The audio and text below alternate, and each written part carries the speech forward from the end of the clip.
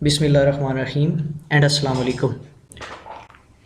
First of all, I'm here with you with the basic, we can say, grammar course, functional English course, or it is about English composition and comprehension. So, this course is about the basic grammar rules and compositions.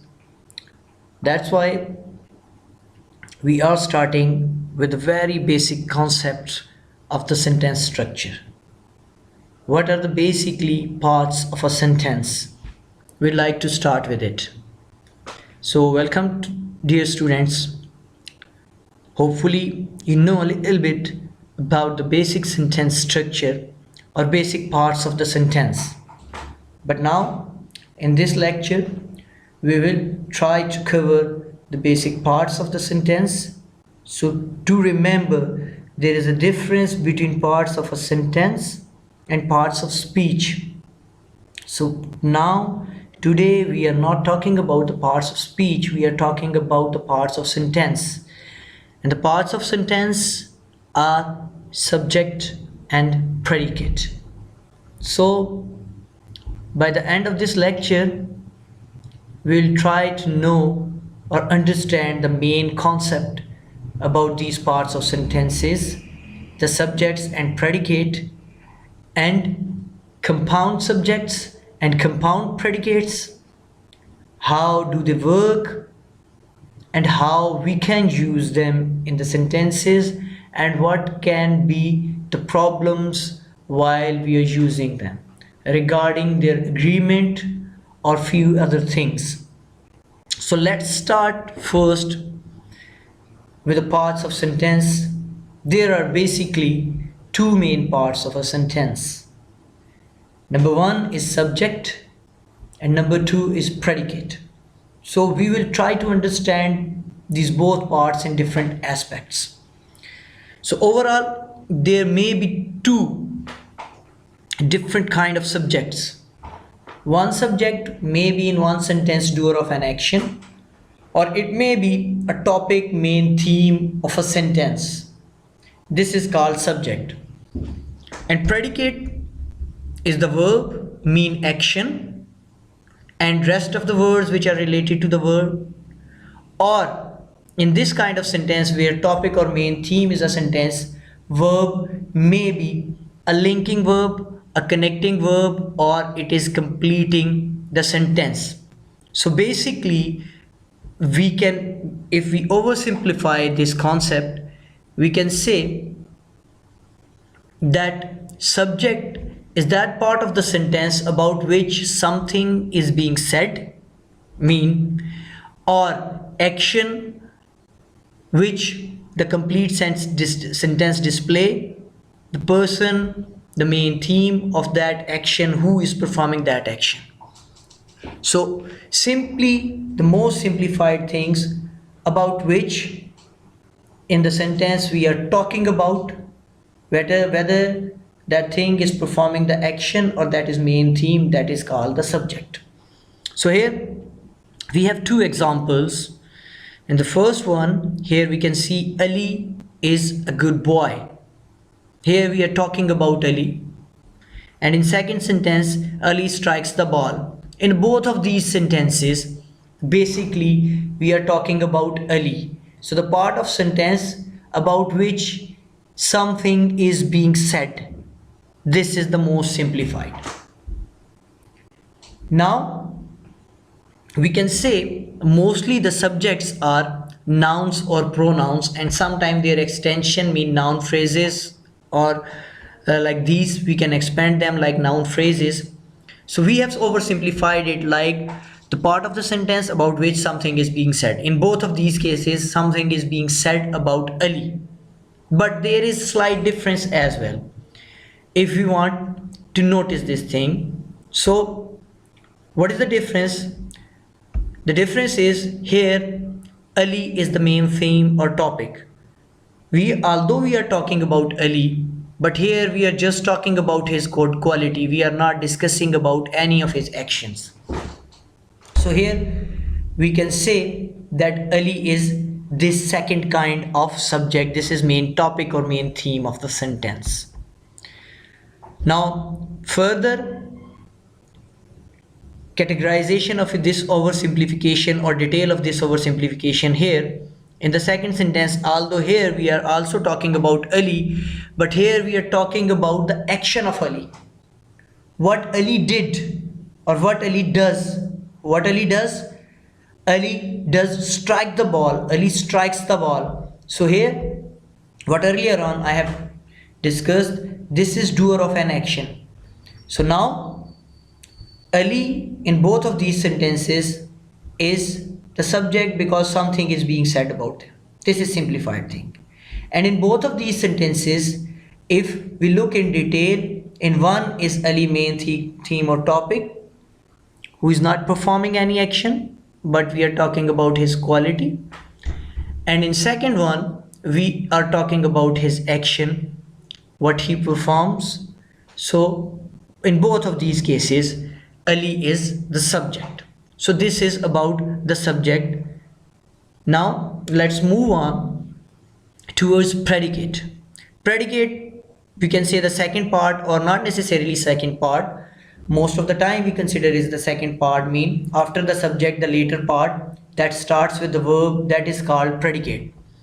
But sometime it is not the case. We will discuss in detail later on, but in starting, for the simple concept, we can say that the rest of the part beside subject, noun or pronoun, and that starts with the verb is basically the predicate part, the part of the sentence which tells about the subject. Now for oversimplification, here the same sentences that we have read earlier on. So in this one, Ali was the subject, so we have separated Ali, and rest of the sentence is a good boy or strikes the ball, whether that is action or whether that is not action but the state of being or a quality.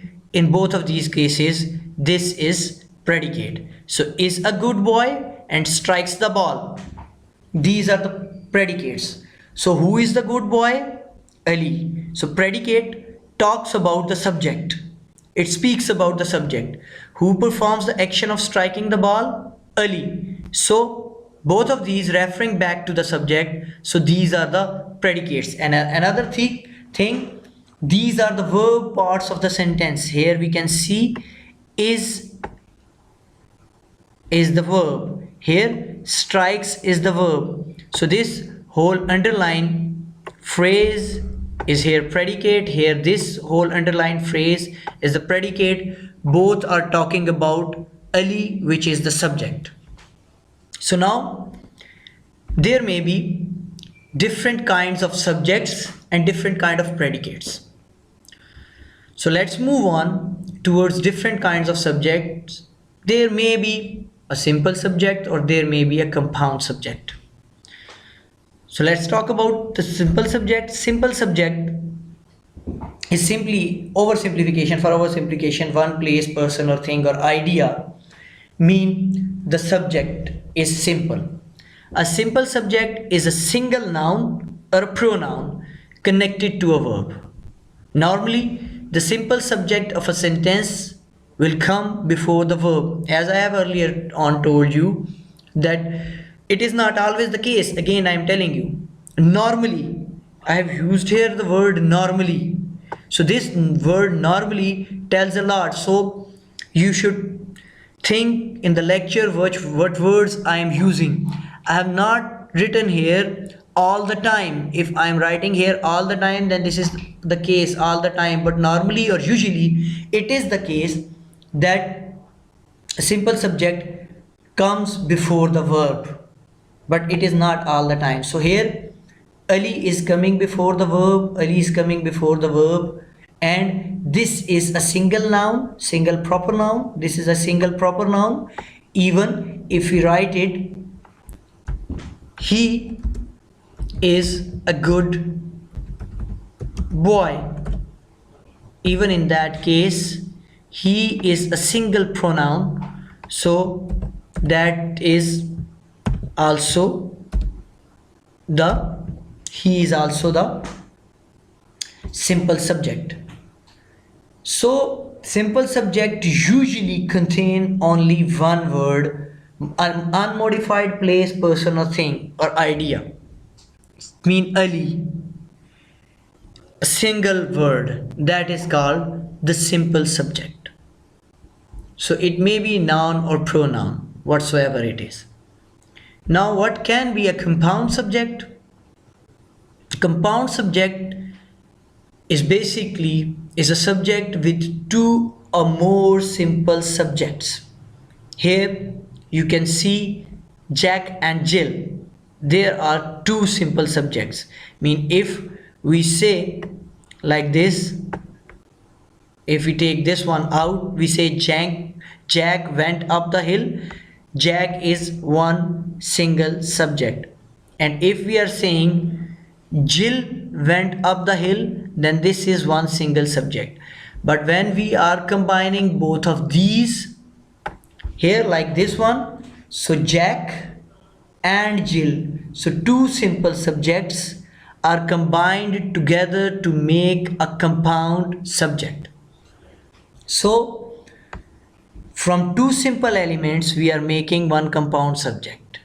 In other words, we can also say a compound subject is two or more individual nouns, or it may be noun phrases coordinated to form a single longer noun phrase like this one. So here sheep is a single noun, the cows is a noun phrase, but both of them have been combined together like this, the cows and sheep. So this is a longer noun phrase, and this noun phrase is a combination of one noun phrase and one noun. It can be a combination of two noun phrases or two nouns. So in both of these cases, this will be kind of compound subject. So Jack and Jill and the cows and sheep, these both are basically the compound subject. But sometime, as in the beginning of lecture I told you, sometime there may be in the singular subject, in the simple subject, usually we have no problem of verb and subject agreement. But here in these cases, sometimes there are difficulties in proper use of grammatical agreement between the subject and the verbs, and sometimes there are pronouns which are used later on. Mean Ali is the boy who lives near my house, and his father. Now his I am using about Ali. So when this is simple, but when I am talking about compound subject, so there may be a difference in pronoun as well. So sometimes there are pronoun to subject agreement error, and there are sometimes verb to subject agreement error that is mostly found in compound subjects. So while we are using the compound subject, we should be a bit conscious about the verb that we are using later on or the pronoun that we are using later on. So we will try to understand few of these misunderstanding by these examples. So here we can see the driving snow and the darkness made driving challenging. So here made is past tense, we will use made, but here this is a noun phrase and this is a noun. So we are making a larger noun phrase as a subject. So this is the complete subject, and this complete subject is the compound subject here. And we have used made according to this one, this verb, agree with them. So this is a compound subject, and this is rest is the predicate. This is one sentence. Now biking, hiking and camping. So now more than 3 words. This is also a compound subject.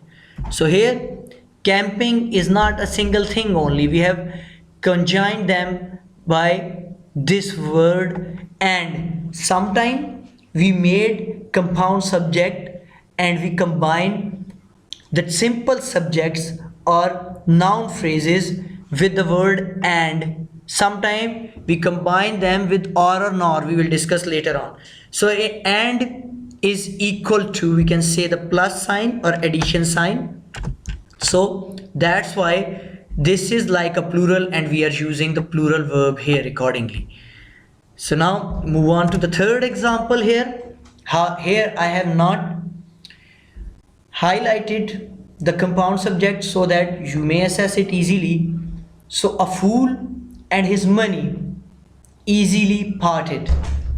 So in this sentence you try to find out yourself which one is subject and by where the subject ends, and later on I'll discuss the many things if you have any questions. So I'm leaving it for you now.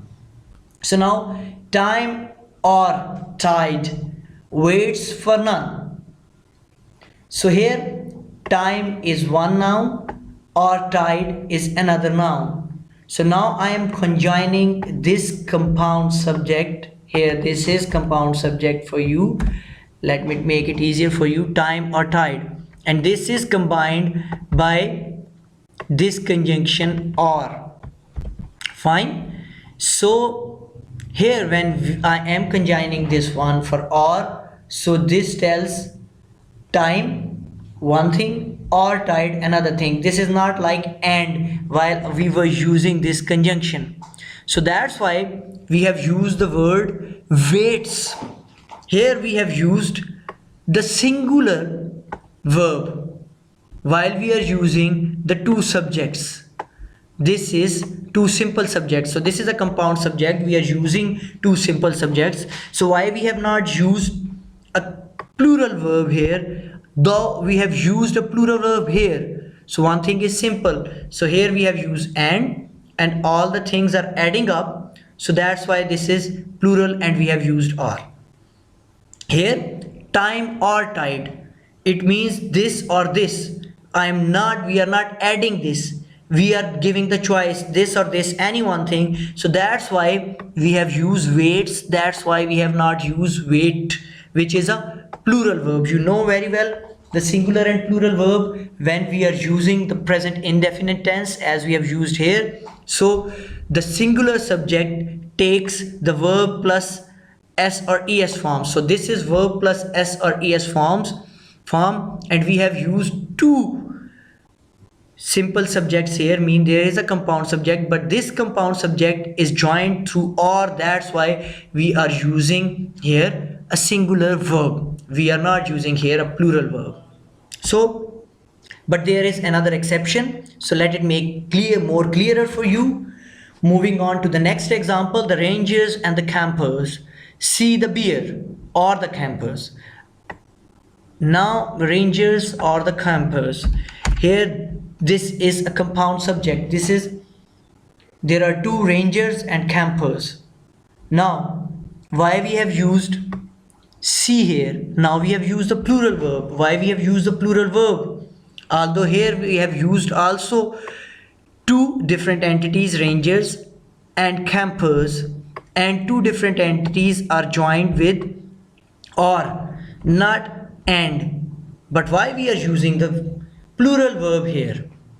So dear students, there is a point here, whether this one separately, this entity, or this campers is a separate entity, but both are in individual capacity, even the plural nouns. So while they are the plural nouns, that's why we are using the plural verb here.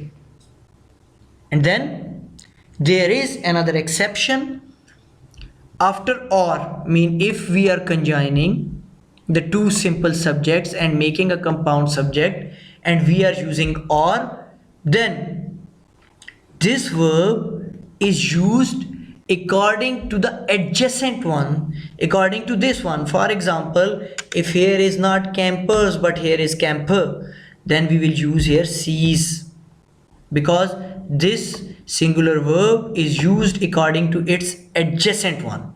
And if we change this sentence like this one, the camper or the rangers, then we use C. Why we use C? Because this C is a plural verb and this is used according to these ranges, adjacent one. And in another case, if we are combining with and, if we are saying the camper and the ranger, if we are combining them together with and both are plural, in this case we would use a plural verb. And if we take out the same sentence, the same subject, and we write it down like this one, the campers, okay, if we use them as a singular, the camper and the ranger, even in this case we use the verb as C, not cease, because we are not using in accordance with the ranger only, we are not using in accordance with the camper only, although they are the singular, but we are, when we are adding them up, the plus sign is telling that we are adding them up. So when we are adding them up, this is a plural, or then, and as a plural we use here a plural verb. So hopefully you do understand the all story what I want to say. And these were the few problems that earlier on I was talking about, the difficulties in the proper use of grammatical agreement. So here I have discussed the grammatical agreement in accordance with the verbs. I have not discussed so far in accordance with the pronouns. So if you have any queries, later on we can discuss in accordance with the plurals.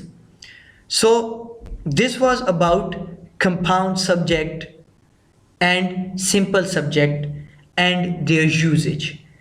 So now we have learned about subject and predicate, simple subject and compound subject, and let's go forward with a simple predicate. And let's talk about the different kinds of predicate. Now, just like subject, there may be a simple predicate, there may be a compound predicate, and we are going to discuss about them one by one. So the simple predicate, just like simple subject, the simple predicate of a sentence is a verb that is done in a sentence. It can be the action that happens, the state of being, or the linking verb. So the action, the state of being, in these sentences I have discussed. Here it is the action, here it is the state of being. So in these cases we can say that, or the linking verb, that there is a simple predicate. In other words, we can say the simple predicate is a simple verb, is a single word or a group of words if a verb phrase representing the verb without any of its modifiers. We are not using the modifier of verb is adverb, so that is also the simple predicate. So let's oversimplify these three concepts. The simple predicate is the simple verb. Here we can say, if we say Ali laughs, so this laughs is one singular verb. So this one singular verb, this is a complete sentence, and this one singular verb is the simple predicate. Now it may be a group of words. Now Ali is a good boy.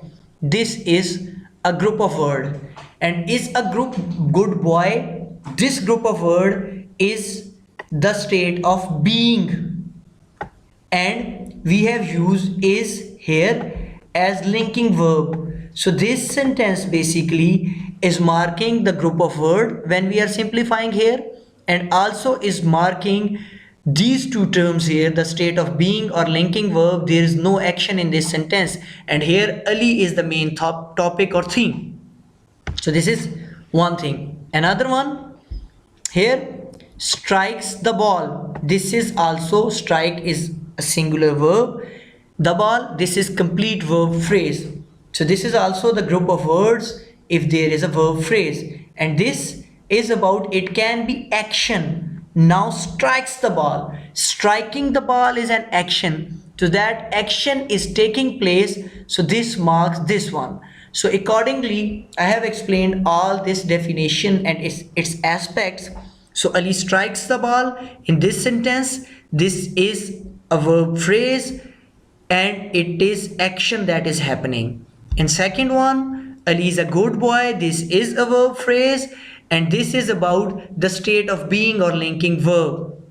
And then Ali laughs. This is an action and this is a simple verb. Simple verb, here we can see the laughs is a simple verb and this is also the action. So according to definition, all the things are explained here. Now this is about the simple predicate. Let's move on towards the compound predicate. Now, like compound subject, compound predicate is also two or more verbs or verb phrases that share the same subject. Now what is here? The subject is the same one, that may be complete subject or simple subject or a noun phrase, a pronoun, a noun phrase or a simple subject. But the point these two verbs are leading towards, the point of that action is towards one single entity.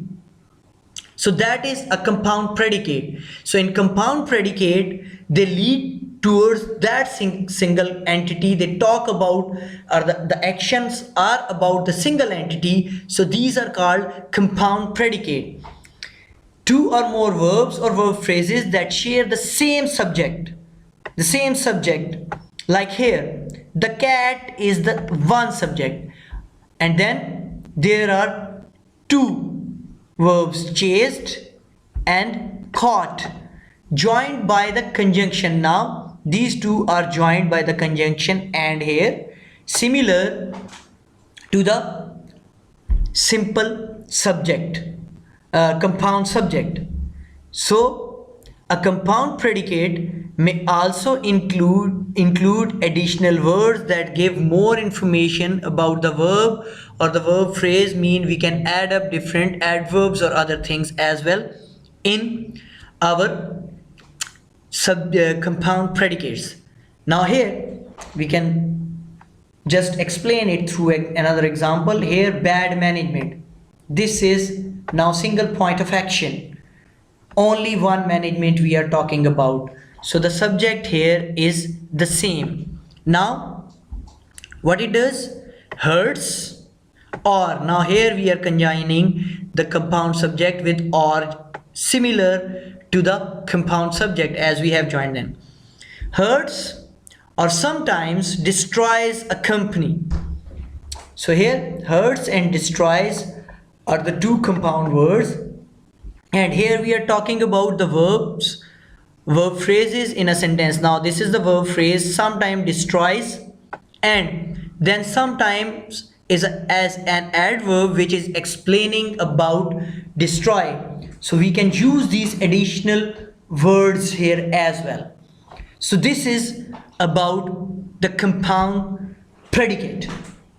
So in this compound predicate, hurts and sometimes destroys a company, both are going back towards one subject, which is bad management. So that's why this is, here we can say, a compound subject, and this compound subject is with verb phrase and additional words which explain about the verb. But this is talking about only one bad management. And here in example 1, this is a compound predicate, chased and caught the mouse. And in this predicate, chased and caught, these both are pointing towards the cat, only one cat. So here may be the cats, but the subject is the single entities.